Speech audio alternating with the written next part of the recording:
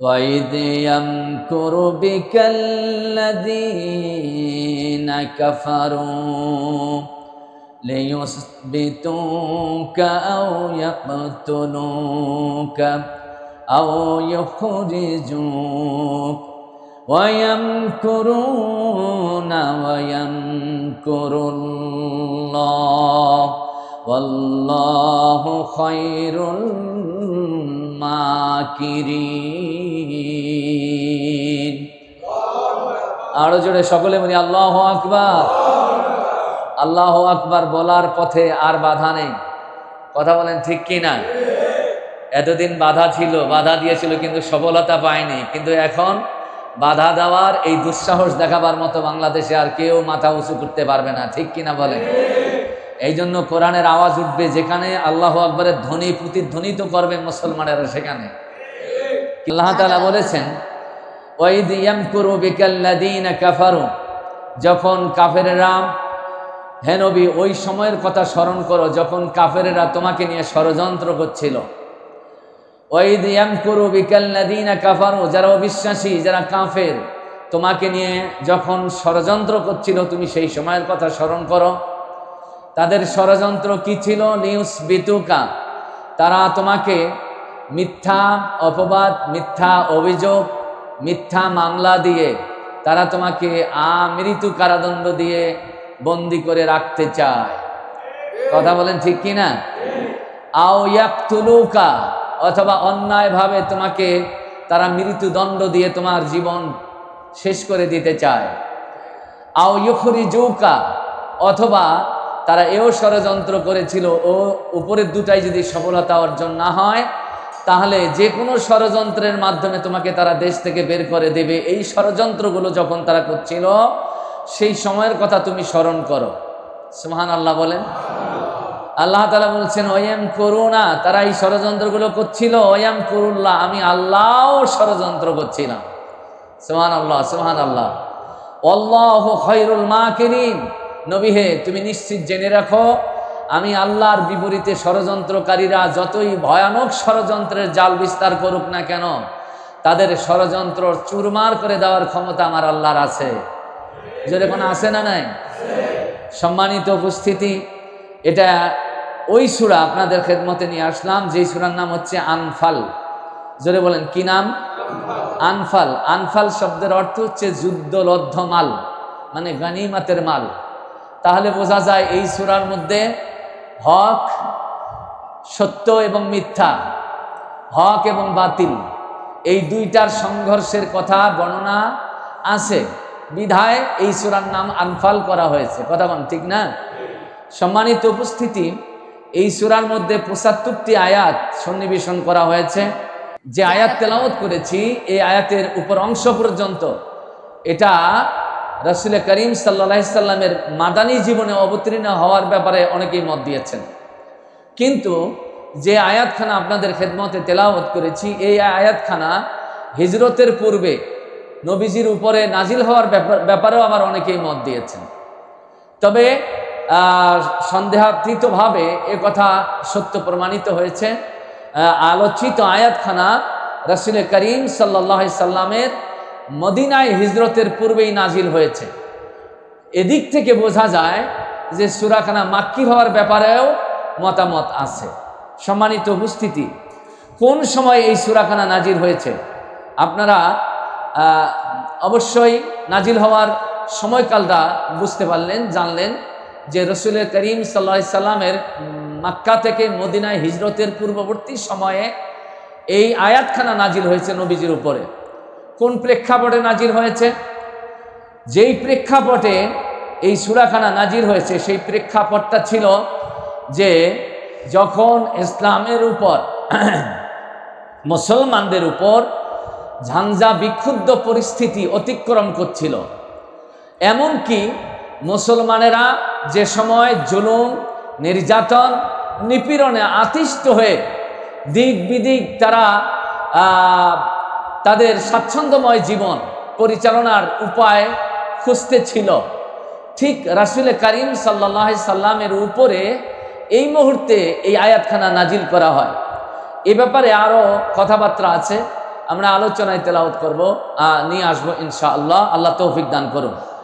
সম্মানিত উপস্থিতি, রাসূল করিম সাল্লাল্লাহু আলাইহি সাল্লামের বিরুদ্ধে এই যে কাফেরদের ষড়যন্ত্রের কথাগুলো আয়াতে কারিমায় আল্লাহ তাআলা উল্লেখ করলেন, অবশ্য এই ষড়যন্ত্রের কথাগুলো আল্লাহ তাআলা যখন নবীকে জানাচ্ছিলেন, তখন সাধারণ মানুষ হয়তো এটা মনে করবে হয়তো নবী কোনো না কোনো দোষে বা কোনো না কোনো ব্যাপারে কাফেরদের সাথে গন্ডগোল পাকিয়েছেন, কাফেরদের সাথে হয়তো কোনো বিবাদ বিসম্বাদ সৃষ্টি করেছেন, যেই কারণে কাফেররা নবীর বিরুদ্ধে এই ষড়যন্ত্রগুলো করেছিল। আমরা তো মুসলমান, আমরা তো বিশ্বাস করি না, এমনকি অবিশ্বাসী যারা আছে তারাও এই কথা বিশ্বাস করতে পারে না যে আমার নবীর দ্বারা কোনো মানুষের সাথে বিবাদ বিসম্বাদ ঝগড়াঝাটি অথবা কলহ করবার সম্ভাবনা ছিল বা তার মধ্যে এটা পরিলক্ষিত হয়েছিল, এরকম কথা মুসলমান দূরের কথা অমুসলিমরাও বলতে পারবে না, ঠিক কিনা বলেন? কিন্তু তারপরও তার বিরুদ্ধে এই প্রোপাগান্ডা তাদের কেন, তাদের ষড়যন্ত্র কেন? কারণ কাফেররা বুঝতে পেরেছে যে এই মুহূর্তে যদি মুহাম্মদ, সকলে বলুন সাল্লাল্লাহু, তার এই মিশনকে যদি থামিয়ে দেয়া না যায়, তার আন্দোলন তার কর্মসূচিকে যদি থামিয়ে দেয়া না যায়, তাহলে আমরা যারা এই মক্কা তথা আরব ভূখণ্ডের মধ্যে প্রতিনিধিত্ব করছি, মুহাম্মদ সাল্লাল্লাহু আলাইহি সাল্লাম হয়তো কোনো এক সময় আমাদের প্রতিনিধিত্ব কেড়ে নেবেন, আমাদের হাত থেকে ক্ষমতা কেড়ে নেবেন, আমাদেরকে অসহায় এবং নিরুপায় বানিয়ে দিবেন। এই ভয়, এই দুশ্চিন্তাগুলো তাদের মাথায় এসেছিল। কিন্তু একথা চিরন্তন সত্য, আমার নবী দ্বীনের আন্দোলন করেছেন কাউরো ক্ষমতা কেড়ে নেয়ার জন্য নয়। কথা বলেন ঠিক কিনা? কাউকে বিপদগ্রস্ত করবার জন্য নয়, কাউকে হীনমন্য করবার জন্য নয়। আমার নবীর আন্দোলন ছিল, আমার নবীর এই মিশনের লক্ষ্য উদ্দেশ্য ছিল একটা আলোকিত সমাজ গঠন করা, একটা আলোকিত জাতি গঠন করা। কথা বলেন ঠিক না বেঠিক? আমরা বাংলাদেশের মধ্যে আমাদের এই বিগত কয়েকদিন আগে ছাত্রদের যে আন্দোলন দেখেছিলাম, সেই আন্দোলনের মধ্যেও এই কর্মসূচি ছিল আমরা দুর্নীতিমুক্ত, শোষণমুক্ত এবং অবিচার থেকে এই জাতিকে ন্যায় বিচারের দিকে নিয়ে আসার জন্য একটি সমাজ বা একটি রাষ্ট্র গঠন করার জন্য আমরা আমাদের এই এক দফা আন্দোলন শুরু করেছি। কথা বলেন ঠিক কিনা? সত্যের পথে যারাই আন্দোলন করেছিল আর যারা করছে আর যারা করবে, তাদের পরাজিত হওয়ার সম্ভাবনা দেখা দিলেও মনে রাখতে হবে সত্য পথের পথিকদের সাথে আল্লাহ নিজেই আছেন। কথা কোন ঠিক কিনা? আর সত্য পথের আন্দোলনকারীদের বিজয় নিশ্চিত করার দায়িত্বটুকু আমার আল্লাহ নিজ জিম্মায় রেখেছেন। জোরে কোন ঠিক না বেঠিক? আমরা যার বাস্তবতা বাংলাদেশে দেখেছি, কথা বলেন ঠিক কিনা? নবীর জামানায় ইসলামের বিরুদ্ধে যুদ্ধের দামামা বাজিয়ে দিয়েছিল। এই যুদ্ধগুলো মুসলমানদের সাথে হয়েছিল, কিন্তু মুসলমানরা বিজয় অর্জন করেছিল। এগুলো চোখে দেখি নাই, কিন্তু বিশ্বাস করছি, শুনেছি, বিশ্বাস করছি। কথা বলেন ঠিক কিনা? বর্তমান বিশেষ করে আজকে আমার মসজিদে যে সমস্ত মুসল্লি আছে, হয়তো 2-4 জন ব্যতীত অধিকাংশ জনই হয়তো 71-এর যুদ্ধের খবর কি ছিল, কিভাবে দেশ স্বাধীন হয়েছিল, এ ব্যাপারে যথেষ্ট খবর দেওয়ার মতো ক্ষমতা আমাদের নেই। কথা বলেন ঠিক কিনা? কিন্তু দেশ স্বাধীন হয়েছিল, যুদ্ধ দেখি নাই, স্বাধীনতা পেয়েছি, আমাদের পূর্বপুরুষরা অর্জন করেছিল, এটা আমরা শুনেছি, বিশ্বাস করেছি। কিন্তু দ্বিতীয়বার বাংলাদেশ ন্যায় এবং অন্যায়ের বিরুদ্ধে মাথা উঁচু করে যে স্বাধীনতা অর্জন করেছে, এটা আমরা নিজ চোখেই দেখতে পেরেছি। আমাদের দৃঢ় বিশ্বাস হয়েছে এভাবেই হয়তো বাংলাদেশে এক সময় আল্লাহ ইসলামের বিজয় এনে দিতে পারে। ঠিক কিনা বলেন? আমরা এই বিজয়ের অপেক্ষায় আছি এবং এই বিজয়ের সুফল ঘরে তোলবার জন্য আমরা অপেক্ষার প্রহর গুনছি। কথা বলেন ঠিক কিনা? সম্মানিত বন্ধুগণ, তারপরও যে কথা না বললেই নয়, আমার নবীজি শোষণমুক্ত সমাজ এবং অবিচার মুক্ত একটি জাতি বা রাষ্ট্র গঠন করার যেই মিশন শুরু করেছিল, এর বিরুদ্ধে যারা আন্দোলন করেছিল তারা অবশ্যই শোষণ মুক্ত নয়, শোষণ যুক্ত সমাজ গঠনের জন্য আমার নবীর আন্দোলনের বিরোধিতা করেছিল। কথা বলেন ঠিক কিনা? সম্মানিত উপস্থিতি, নবীকে হত্যা করবার জন্য পরিকল্পনা নিয়েছিল তারা। কিভাবে? আপনারা জানেন, এই সময় কাফেরদের একটা বৈঠকালয় ছিল, কাফেরদের একটা পরামর্শ সভা করবার জন্য একটা গৃহ ছিল। এই গৃহটা বা জায়গাটার নাম হচ্ছে দারে নাদওয়া, কাফেরদের বৈঠক করার স্থান দারে নাদওয়া। এই দারে নাদওয়ার মধ্যে উল্লেখযোগ্য কাফেররা আবু জেহেলের নেতৃত্বে তারা ঐক্যবদ্ধ হয়েছে। তারা বুঝতে পেরেছে যে মুহাম্মদ রাসূলুল্লাহ সত্য ন্যায় এবং সত্য ন্যায়ের আন্দোলনের এই গতিকে ধারালো করবার জন্য মক্কা থেকে অনতি দূরে হিজরত করার পরিকল্পনা করছেন। এই আন্দোলন যদি তিনি অনতি দূরে গিয়েও চালান, মক্কার মধ্যে যে সমস্ত লোকেরা তার পাশে দাঁড়িয়ে অতন্দ্র প্রহরীর ন্যায় এবং সত্য পথের পথিক হয়েছে, এই আন্দোলন যদি অন্য কোথাও গিয়ে শুরু হয়ে যায়, তাহলে সেখানেও ন্যায় এবং সত্য পথের আন্দোলন বেগবান করবার জন্য সেখানেও সংখ্যাগরিষ্ঠতা অর্জন করে মুহাম্মদ, সকলে বলুন সাল্লাল্লাহু আলাইহি সাল্লাম, কোনো না কোনো এক সময় আমাদের উপর আক্রমণ করে বসবে, আমাদের হাত থেকে ক্ষমতা কেড়ে নিবে, আমাদেরকে দুর্বিষহ জীবনের দিকে ধাবিত করবে।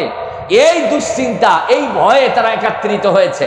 আবু জেহেল ছিল, তার পাশে ছিল আবু সুফিয়ান, ওয়ালিদ ইবনে মুগিরা, উতবা ইবনে রাবিয়া, তারপরে আরো উল্লেখযোগ্য কাফেররা সেখানে উপস্থিত হয়ে তারা এক এক পরামর্শ দিচ্ছে বা নিচ্ছে। কিন্তু হঠাৎ করে তাদের পাশে এসে একজন খুব বুজুর্গ লোক এসে দাঁড়িয়ে গেল। এই বুজুর্গ লোক এমন বেশভূষায় এসেছে, তার বেশভূষা দেখে আবু জেহেল এবং আবু সুফিয়ানেরা চমকে উঠেছে। এ তো অবশ্যই মুসলমান হবে, মাথায় টুপি, গায়ে জুব্বা, মুখে দাড়ি, তার হাতের মধ্যে তাসবিহ। এইরকম দৃশ্য দেখে তারা আঁতকে উঠেছে, চমকে উঠে তাকে জিজ্ঞেস করেছে, তুমি কে? বলছে, আমি ইয়ামিনী, একজন সুফি সাধক, আমি ইয়ামেন থেকে এসেছি। কেন এসেছ? যে আমরা জানতে পেরেছি তোমরা মুহাম্মাদের বিরুদ্ধে ষড়যন্ত্র করার জন্য এখানে একত্রিত হয়েছ, তাই আমি তোমাদের এই কর্মসূচিকে বেগবান করার জন্য কিছু পরামর্শ নিয়ে এসেছি। সুবহানাল্লাহ বলেন।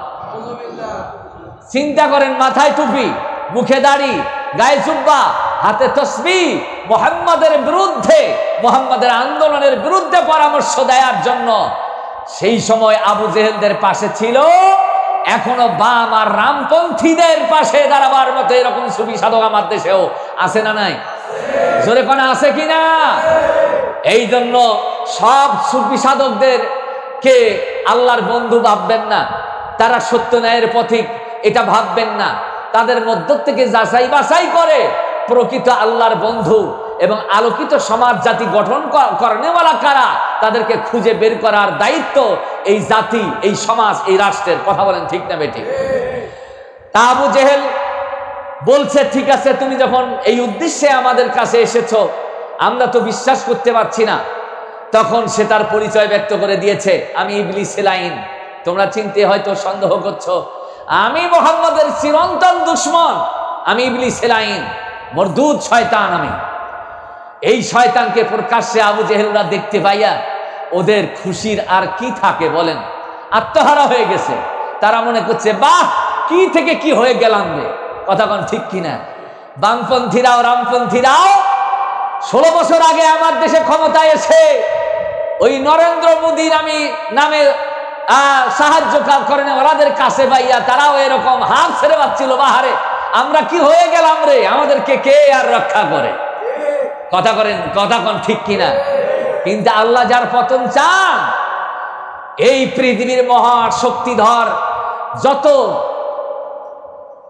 তাবতী শক্তি আছে, এরা সাহায্য সহযোগিতা করেও তাদের পতন ঠেকাবার ক্ষমতা রাখে না। কথা বলেন ঠিক কিনা? আবু জেহেলকে ডাক দিয়ে ইবলিস লাইন বলছে, আবু জেহেল, তোমার বাহিনীর কাছ থেকে সিদ্ধান্ত নাও, কে কি পরামর্শ দেয়। তাফসিরে জালালাইনের তাফসিরে ফি জিলালিল কোরআনের মধ্যে এসেছে, প্রথমে ওয়ালিদ ইবনে মুগিরাকে জিজ্ঞেস করা হলো, ওয়ালিদ, তোমার সিদ্ধান্ত কি বলো? ওয়ালিদ বলছে, আমার সিদ্ধান্ত হলো যে প্রথমে আমরা তাকে গ্রেফতার করি এবং তাকে আমৃত্যু কারাদণ্ড দিয়ে আমরা বন্দী করে রাখি। তখন ইবলিস লাইন বলছে, না, তোমরা মুহাম্মদকে চিনো না, সুবহানাল্লাহ বলেন। তোমরা মুহাম্মদকে চেনো না কেন? মুহাম্মদকে তোমরা বন্দী করে রাখবা, তার যে কর্মী বাহিনী সে অলরেডি তৈরি করেছে। এদের আন্দোলনের ধারা এত তীক্ষ্ণ এবং ধারালো, ওরা যখন আন্দোলন করবে ওই আন্দোলনকে ঠেকাবার ক্ষমতা তোমাদের থাকবে না। যে কোনো উপায় তারা তাদের নবী মুহাম্মদকে উদ্ধার করবে, বের করবে। সুবহানাল্লাহ বলেন। সুতরাং তোমার এই প্রস্তাব এটা মেনে নেওয়া যায় না। এরপরে উতবা ইবনে সাইবা, তাকে উতবা ইবনে রাবিয়া, তাকে জিজ্ঞেস করা হলো তোমার পরামর্শ কি? তখন সে বলছে আমার পরামর্শ হলো আও ইউখরিজুকা, আমরা তাকে দেশে রাখবো না, দেশ থেকে বের করে দেই। শয়তান বলছে বোকা কোথাকার, সিদ্ধান্ত দাও, কিন্তু সিদ্ধান্ত দেওয়ার সময় হিসাব নিকাশ করো না। মুহাম্মদ যদি তার প্রতিভা বিকশিত করার জন্য এই সমাজ, এই জায়গায়, এই রাষ্ট্র, এই জাতি ছেড়ে অন্য কোথাও চলে যায়, সেইখানে গিয়ে বিশাল শক্তিমত্তা সে গড়ে তুলতে পারবে।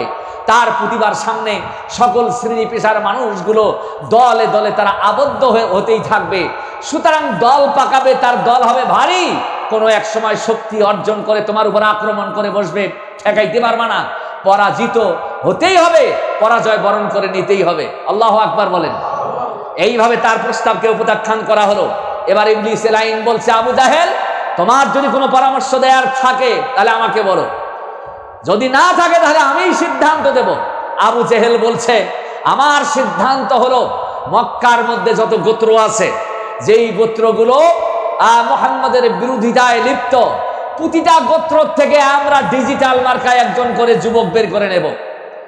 এই যুবকদের হাতে দেব লাঠি, তাদের হাতে দেব বৈঠা, তাদের হাতে দেব অন্যান্য অস্ত্রগুলো। এদেরকে আমরা মুহাম্মদের বাড়ি ঘেরাও করার জন্য নির্দেশনা দেব এবং মুহাম্মদ ঘর থেকে বের হওয়ার সঙ্গে সঙ্গে তাকে আক্রমণ করে দুনিয়ার থেকে শেষ করে দেওয়ার জন্য আমার পরিকল্পনা, তথা তাকে হত্যা করতে হবে, তাকে মেরে ফেলতে হবে। ইবলিস লাইন বলছে দিস ইজ গুড পয়েন্ট, এটাই তোমার ভালো সিদ্ধান্ত, আর তোমার সিদ্ধান্তের সাথে আমি একমত। সবাস্ত যারা ছিল সকলেই বলছে ঠিক আছে, এটাই ফাইনাল সিদ্ধান্ত হয়ে গেল। প্রতিটি গোত্র থেকে একজন একজন একজন করে যুবক নেওয়া হবে।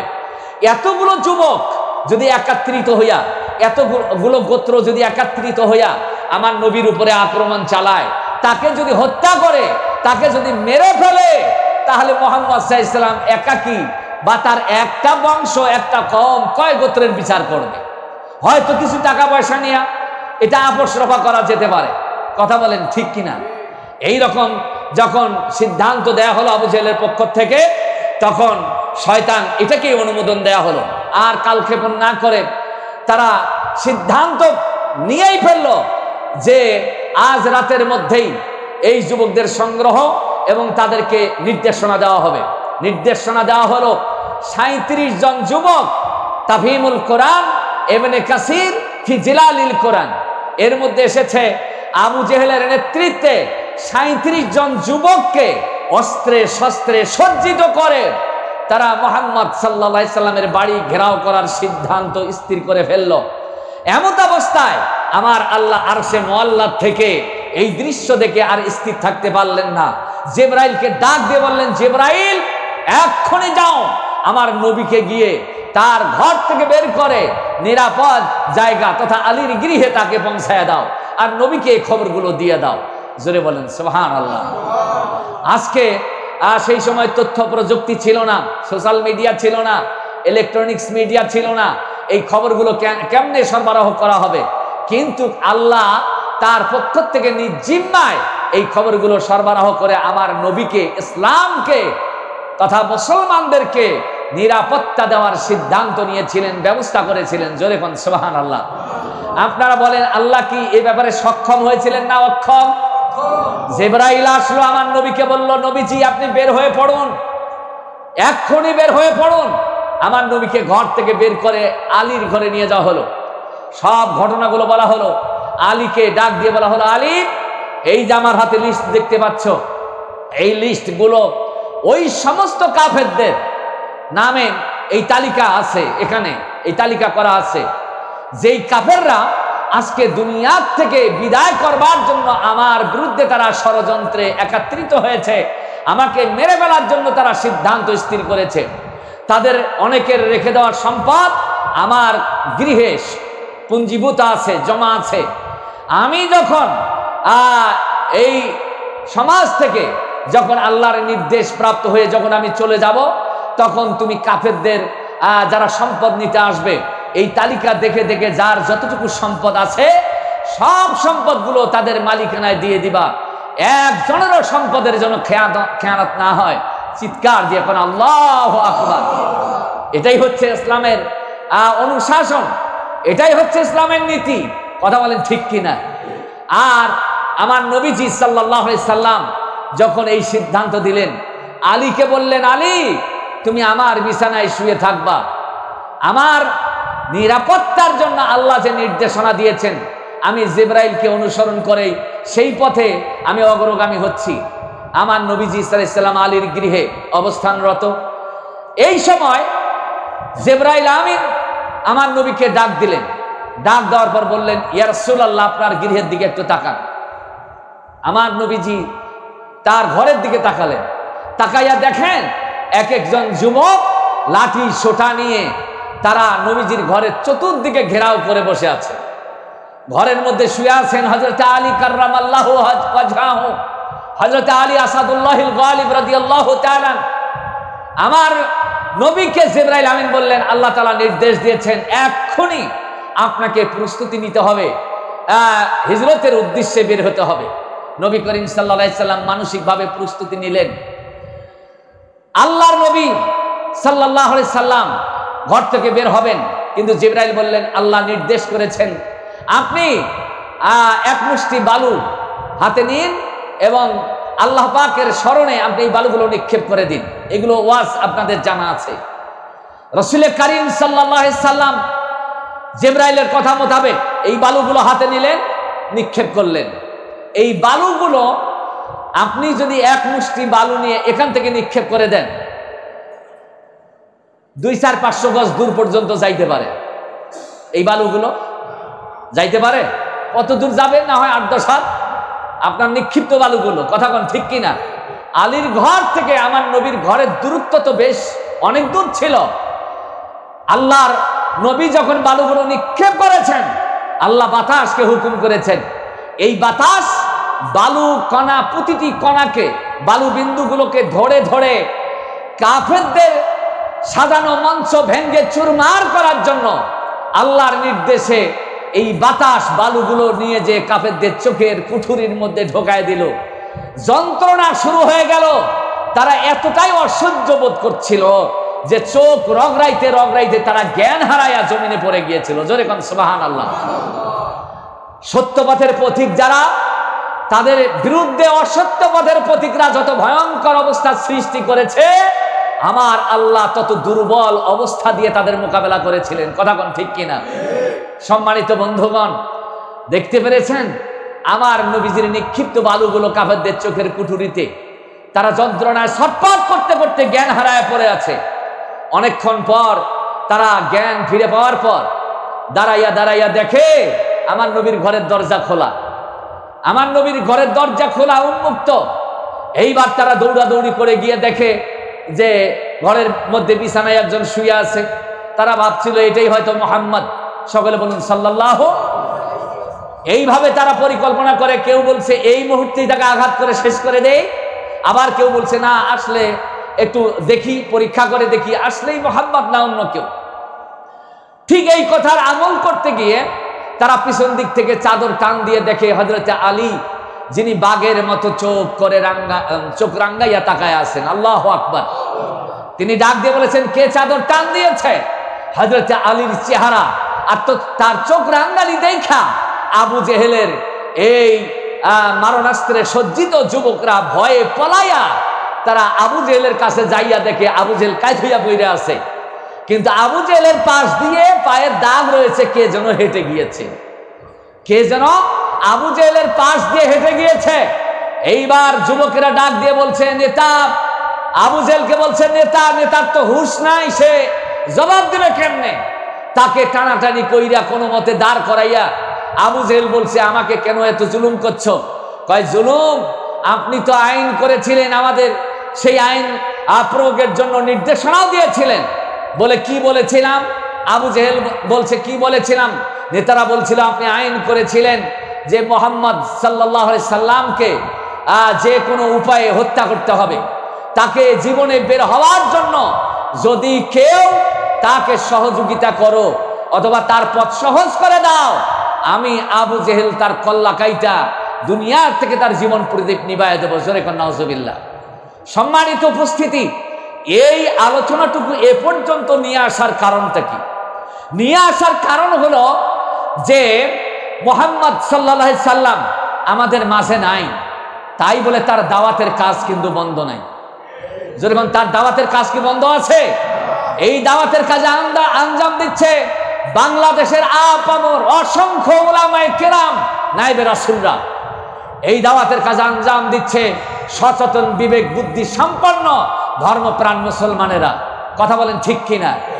কিন্তু এই দাওয়াতের কাজে আঞ্জাম দিচ্ছে ঠিক, কিন্তু আবু জেহেলের ষড়যন্ত্র মক্কায় নবীর বিরুদ্ধে হয়েছিল, আর এই সময় থেমে গিয়েছে। ব্যাপারটা এরকম নয়।